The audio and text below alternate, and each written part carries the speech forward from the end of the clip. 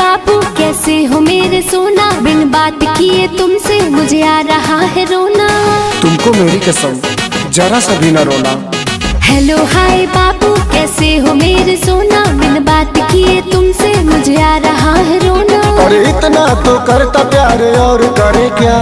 सुनो ना। बोलो। कॉल करे क्या? क्या कॉले न की हो? कॉल करे क्या? कॉले ना की हो? ना ना ना, अरे कॉल करे क्या? कॉले ना की हो?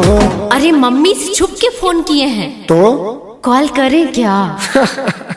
कॉले न की हो? तू तो बड़ा भोला है, कुछ नहीं समझता है, तुझको समझाने का रब जाने क्या रास्ता है। हाँ क्या बोली? कॉल करे क्या? कॉल करे क्या बाबू, कॉल करे क्या? कॉल करे क्या सोना, कॉल करे क्या?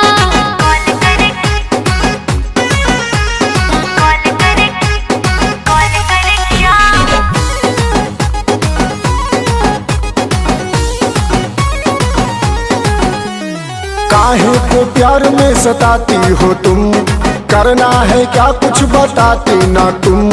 बैलेंस खत्म था मैंने लोन लिया है, मम्मी से छुप के मैंने फोन किया है। डरती तुम मम्मी से, हम भी डरे क्या? नहीं। फिर कॉल करें क्या? अरे कॉल करे क्या बाबू, कॉल करे क्या? कॉल करे क्या सोना, कॉल करे क्या? अरे कॉले न की हो? अगल बगल कोई है क्या? नहीं। बिजी तो नहीं हो? नहीं। फ्री हो ना? अरे फ्री है तभी तो उठाए हैं। तो बताते क्यों नहीं? क्या कॉल करे क्या? कॉल करे क्या? कॉले ना की हो? ना ना ना, अरे कॉल करे क्या? कॉले ना की हो?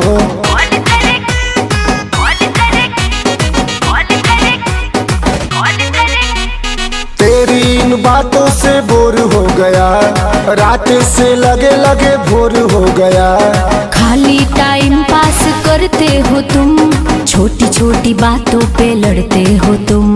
बोल मेरी जाने अब हम डूब मरे क्या? नहीं। फिर कॉल करे क्या? कॉल करे क्या बाबू, कॉल करे क्या? कॉल करे क्या सोना, कॉल करे क्या? चुप चुप चुप।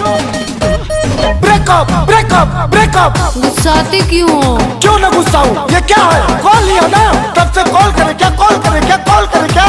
अरे हम तो वीडियो कॉल का बात कर रहे थे।